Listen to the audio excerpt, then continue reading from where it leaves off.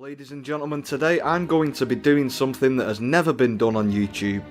It's an idea that is a little bit off the wall, because I am going to be telling the life story of Michael Jackson using titles from his songs. And at the same time, on the screen you'll be seeing the King of Pop himself being created inside of a 20-year-old wrestling game. A very strange idea, but hopefully this concept will catch on, because here at this channel we want to be starting something.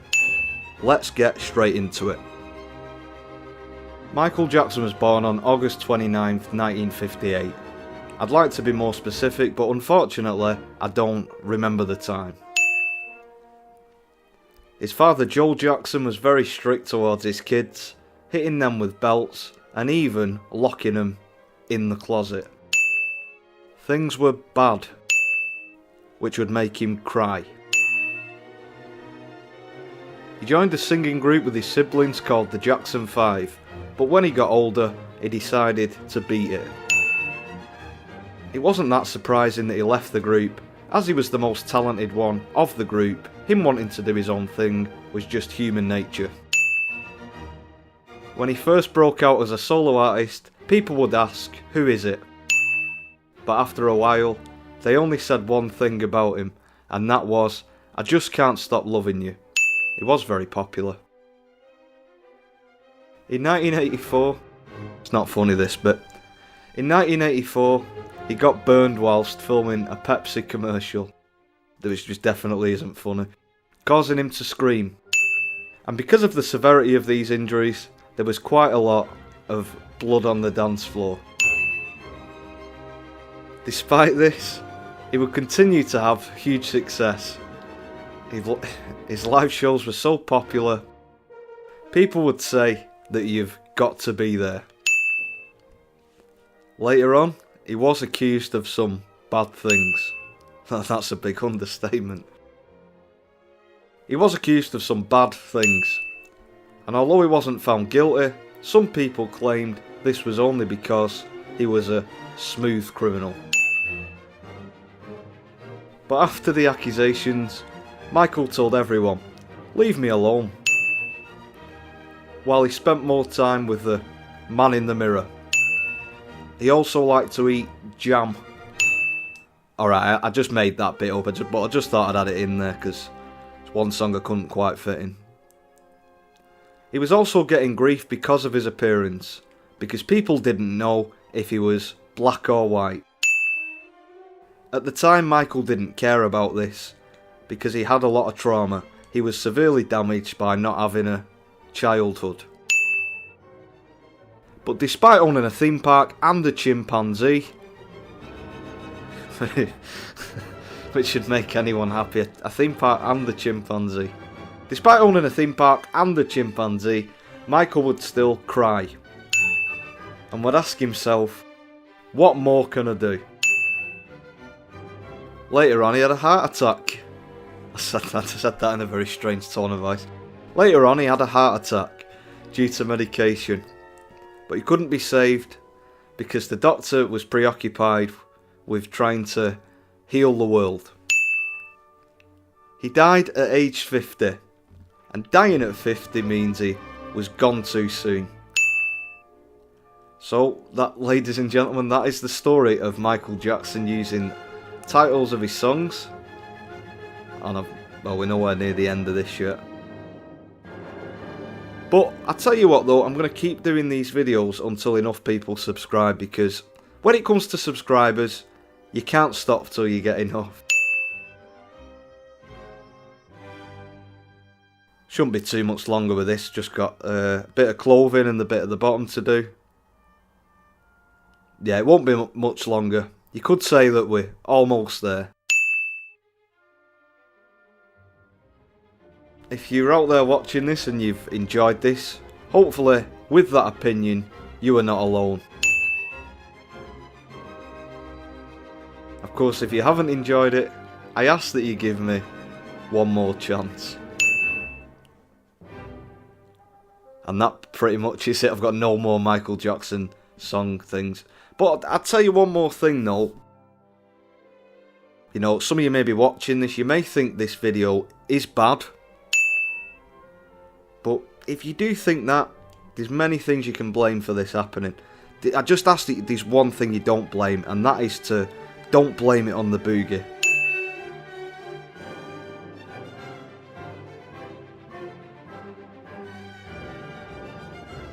I was out walking the other day, and this is serious now. I was out walking the other day, and I noticed this huge boulder. And what I found strange is someone had like carved some writing into it, but it wasn't like a full sort of name that they carved into it. In this big boulder, they just carved one letter, and it was the letter U. You know what it was, don't you? It was a rock with you, rock with a U. I'll try and get this done a bit quicker. It will be done in a minute.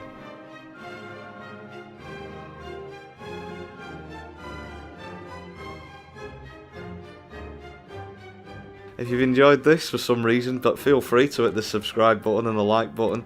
It will probably be the last time I do anything like this. We've just got a little bit more to do. Just the white sock bits of his thing there.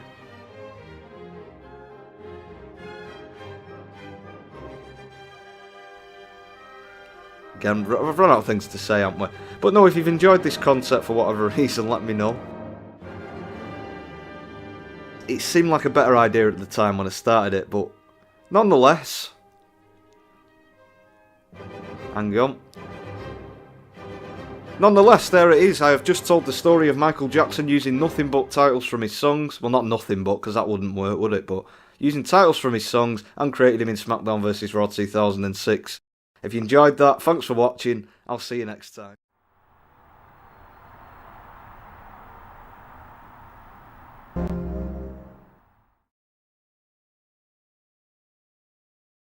The WWF has become out of control.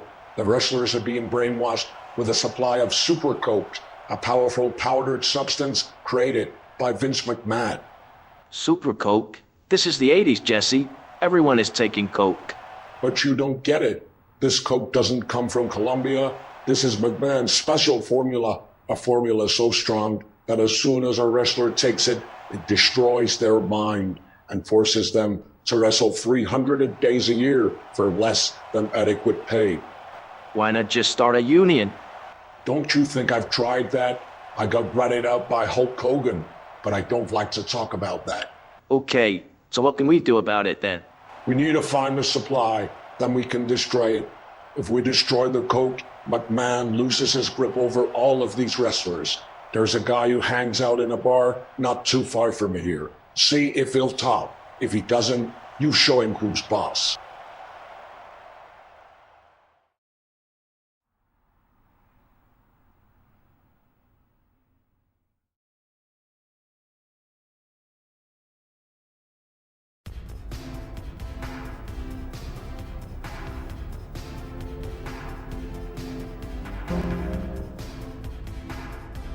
Hey, Jesse sent me. He says you know about McMahon's Super Coke? You want to play 21? I got 22. You want to play blackjack? I got 2 of those too. No, I don't want to play cards. I just want to know where the stash is. Jesse says you might know. You want to play Connect 4? Baby, I can connect 5 or 6. You want to play Hungry Hippos? I've got stuff coming out of the hippo's ass. Oh, fuck this shit.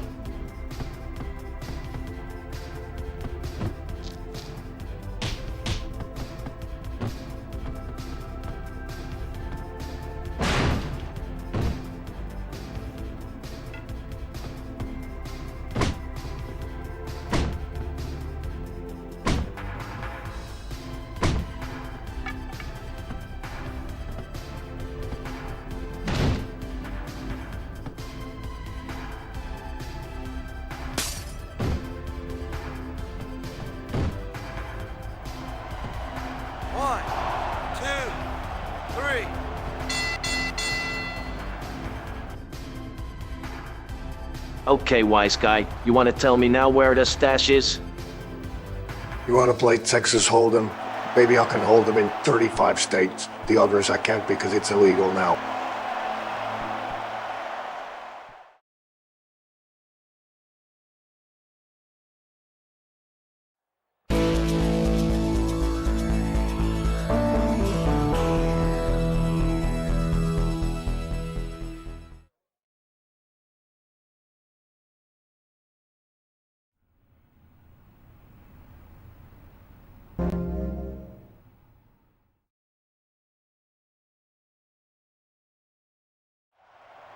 So how did you get on with Jake Roberts? Did he talk? Well, he did, but not about the stash. He just told me about how he always end up going bust when he plays blackjack. Okay. Well, if Jake won't lead you to McMahon's stash, then there's only one other option. You'll find him in the parking lot, but be careful. This one is crazy. This one's crazy. You're telling me the last guy wasn't? Trust me, this guy is different, but he has to know where McMahon keeps his stash.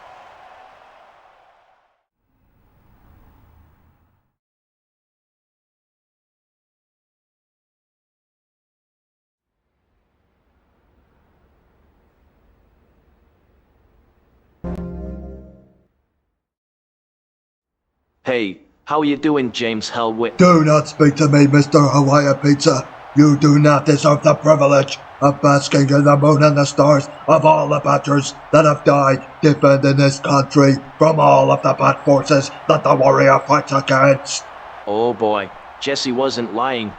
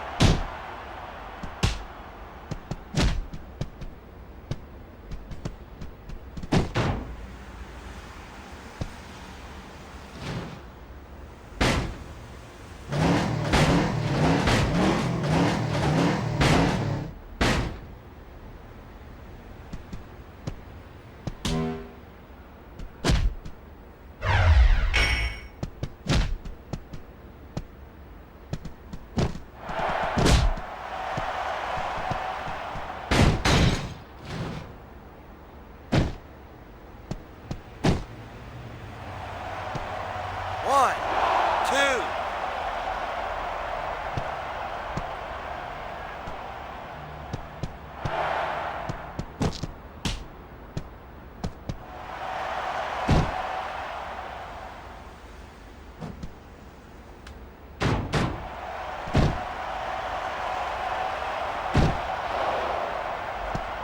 One, two, three.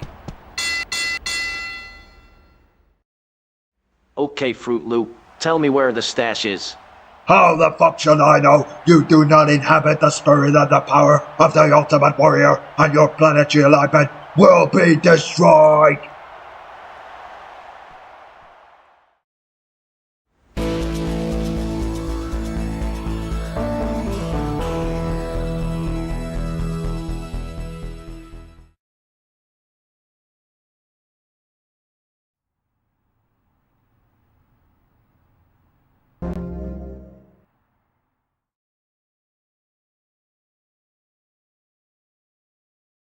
Hey, you're back. Did the warrior talk? Oh, he talked all right. That's great. So he told you where this stuff is coming from? Not exactly. He talked a lot, but just kept talking about all the warriors floating in the sky with the moon and the stars.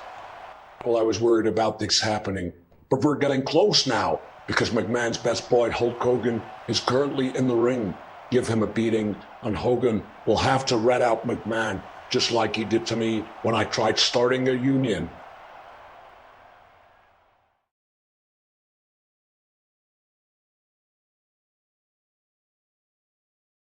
Well, let me tell you something, brother. I invented penicillin, but that crooked Alexander Fleming stole a recipe from Ala Brutus Beefcake's fanny pack.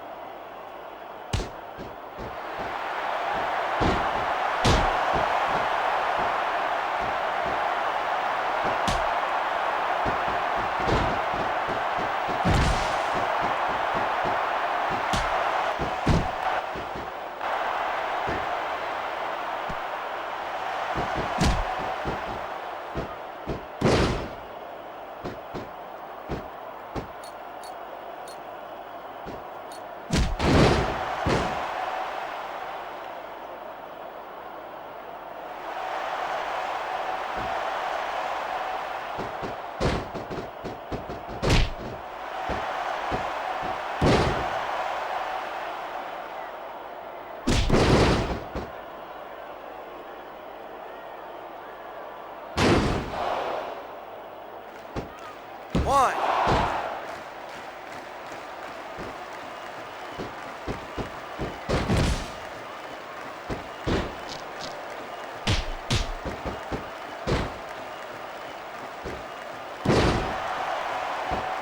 One, two.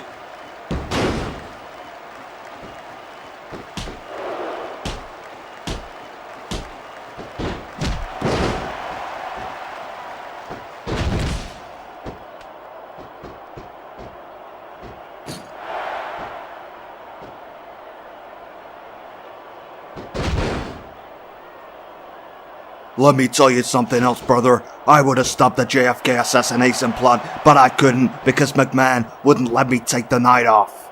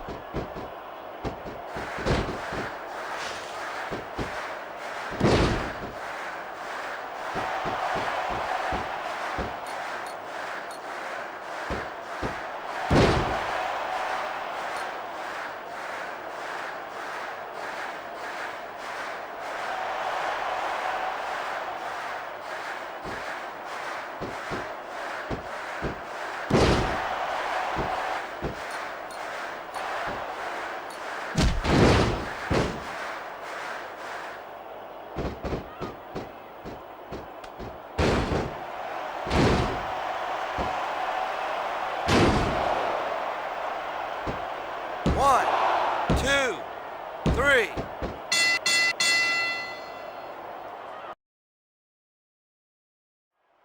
Tell me where the stash is. It's under the ring, brother. The Super Coke. It's under the ring. Let me tell you, brother.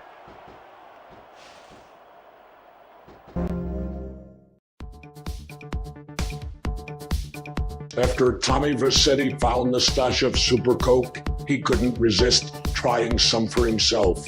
Tommy became permanently hooked and was then forced by McMahon to wrestle 365 days a year and replaced Hulk Hogan as the top star in the WWF.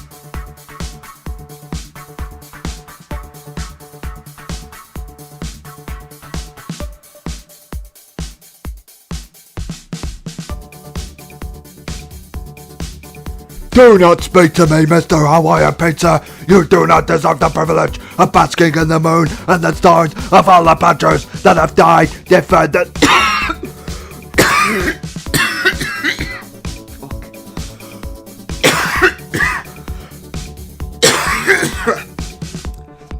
Jesus, no wonder he's dead.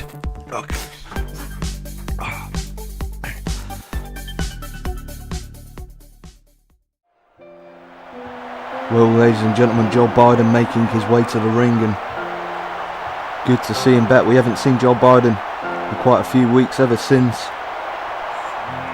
that match he had, that one-on-one match against Jake Paul, and we all remember Jake Paul assaulting Joe Biden after that hard-fought match. Jake Paul coming out the winner, but it was a very, very closely fought contest. Jake Paul attacking Joe Biden after the match, and his good buddy Donald Trump coming out to save him from Paul. And of course, there's been a lot of controversy surrounding Trump and Paul as well. Going to be interesting to see why Joe Biden's out here and what he's got to say. Kill the fucking music. Last week, my good friend Donald Trump suffered one of the least injustices in the history of this great nation. Whoever is in the truck, play the foot damn footage. As you can see, Donald Trump was doing pretty well until that treacherous traitor, Jake Paul, cheated his way to victory and screwed my buddy.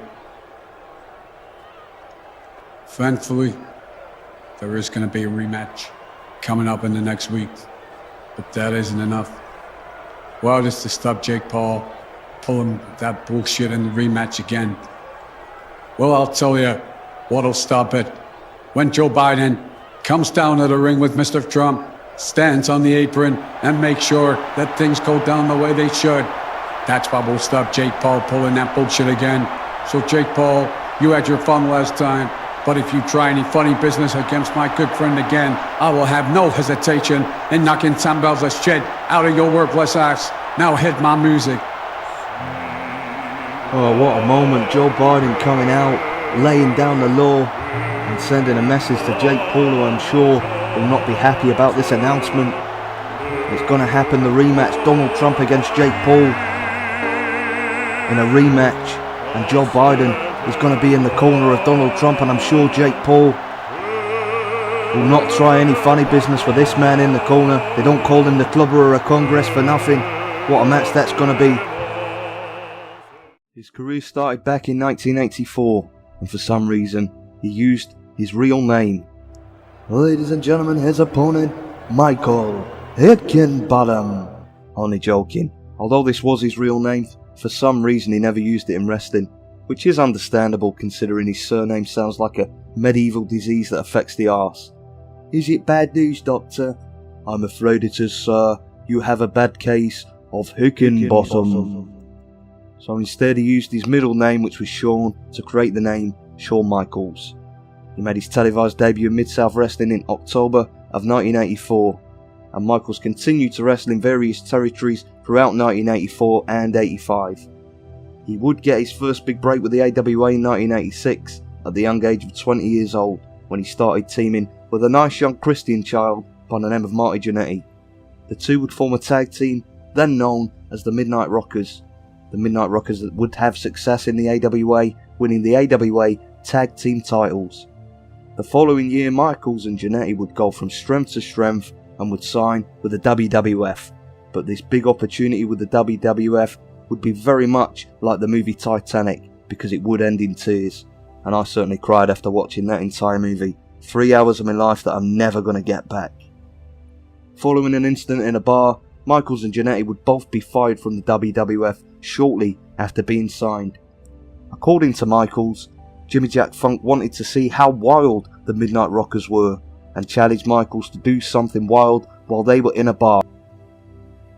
Michaels decided that the best way to prove that he was wild was to get a glass bottle and smash it over his own head. A perfectly normal thing to do, but sadly the story would become heavily exaggerated and many claimed that he was throwing glass bottles and smashing up the bar. This exaggerated version of events would somehow get back to the owner of the WWF, Vince McMahon, who fired both him and Jannetty for their antics. This was a huge blow. Michaels and Jannetty would return to the AWA after being fired and would have another run with the AWA Tag Team titles, but by this time the AWA was a dead duck, and who watches a dead duck? Not even its mother. She just flies off depressed. But this was not the end for the young team, because the following year in 1988 Michaels and Jannetty would get a second chance with the WWF, and this time things would go a lot better. Now just known as the Rockers, which allowed them to wrestle on shows that took place before 12 AM, Michaels and Jannetty quickly became fan favourites with their exciting in-ring performances and high-flying manoeuvres. The Rockers became very popular, and in 1990 would finally gain the biggest prize in tag team wrestling. Well, kind of. In October of 1990, the Rockers would challenge the WWF Tag Team Champions, the Hart Foundation, not to be confused with the British Hart Foundation, who have been overcharging for second-hand product for many, many years. I mean, they really do take the piss for the prices. At this TV taping, the Rockers would defeat the Hart Foundation and become the new WWF Tag Team Champions. Or did they? During the match, one of the ropes would break, and because of this, Vince McMahon decided that they couldn't air the match on TV. Of course this doesn't matter, because if the Rockers were going to win the belts, they could just schedule another match and have the Rockers win the titles in that. But no, for some reason, they just decided that the untelevised match that they won never happened, and the Rockers would never officially become WWF Tag Team Champions. The Rockers would continue to team until the end of 1991. By this time, Michaels had set his sights on being a singles wrestler and would end up parting ways with Jannetty. During an edition of The Barbershop, an interview segment hosted by Brutus the Barber Beefcake, Michaels would turn his back on Jannetty, kicking him in the head and then smashing his head through a window. Michaels would now adopt the nickname of the Heartbreak Kid, a name which he would continue to use up until the age of 44. I did this video because I thought at the end of part 1, Shawn Michaels had turned his back on his partner Marty Jannetty and on the fans to pursue a singles career. Michaels would be managed by Sensational Sherry. The original plan was for Michaels to settle his differences with his former partner in a huge match at WrestleMania 8. But less than 2 weeks after the barbershop incident, Party Marty got into a spot of bother. Marty was out partying in a bar, something which was very, very rare for that man, when his companion, a 19-year-old female, tried to use a fake ID to buy drinks. The cops were called and an officer tried to arrest the 19-year-old. Now, Marty was being a good citizen and merely voiced his disapproval at the conduct of the arresting officer, but for some reason, the officer took exception to this and arrested Marty. Unfortunately for Marty, the officer searched him and found some of what the kids are now calling magical happy dust upon his person. Following this, Marty was placed under 6 months of house arrest and fired by the Big Vinnie Mac Daddy. This was a big blow to Shawn Michaels' singles career, just as it had started. They had planned a big match for WrestleMania. The plans were no longer possible, and what do we do when things go wrong? We call in Tito Santana. Michaels would defeat Santana at WrestleMania 8. And no, this isn't a mistake or some kind of joke, that really was the finishing move he used back then. Despite this terrible finishing move, Michaels would continue to have success, and in the same year would also capture his first singles title, becoming the WWF Intercontinental Champion for the first time after defeating the British Bulldog. Marty Jannetty would also make a return and would come from the crowd, attempting to smash a mirror over Michaels' head, but Michaels would pull his manager Sherry in front of him, causing Party Marty to smash the mirror over Sherry's head instead. Jannetty would challenge Michaels to a match at the 1993 Royal Rumble. Sherri, who had now recovered from her injuries, would be at ringside. The question was, whose side would she be on? Well, that would be revealed during the match when the referee was knocked down. Sherri would enter the ring and try to hit Michaels with a shoe, but Michaels would duck and she would end up nailing Jannetty, allowing Michaels to win with the super kick, which was a lot better than that god-awful back suplex.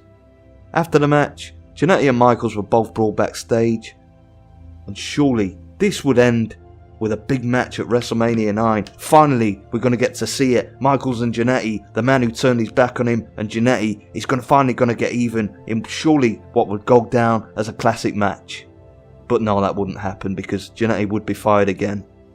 This was because the match between the two wasn't as good as expected. According to Jannetty, he was very sleep deprived during the match, and that is why it was a very disappointing performance. But rumours soon spread that it was because he was under the influence of some fun substances, and Jannetty has said that he believes it was Michaels who spread this rumour to Vince McMahon in order to get him fired.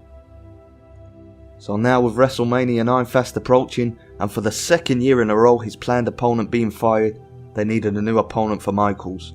But unfortunately, Tito Santana was busy with Papa Shango, so instead they decided to go with Tatanka. The Native American would just replace Marty in this feud, and the pair would square off as part of one of the worst WrestleManias of all time. Tatanka would defeat Shawn Michaels by countout, winning the match, but not the Intercontinental title. After the match, Mr. Perfect, who had just lost his match to the narcissist Lex Luger, got into a bit of a brawl with Michaels. Well, it wasn't in the arena setting that I'm showing here, but unfortunately there is no garage arena with loads of cardboard boxes, but that's where it happened, and the two would begin a feud. And then, out of the blue, in May of 1993, Marty Jannetty would come back again, challenging Michaels to a match for the Intercontinental title, and he only bloody went and won it. During this time, Michaels and his real life friend Razor Ramon were watching WCW and saw a guy by the name of Vinny Vegas, who had previously been known as Oz and had also been known as the Master Blaster. For some reason, possibly drugs, they both saw something in Vinny Vegas, and Michaels convinced the Big Vinny Mac Towing Company to bring Vegas into the WWF and to make him his bodyguard. He would become known as Diesel. Michaels would have a rematch for the belt and would win it back from Jannetty with help from his new bodyguard Diesel. Michaels would then go on to defend the Intercontinental belt at SummerSlam 93 against Mr. Perfect.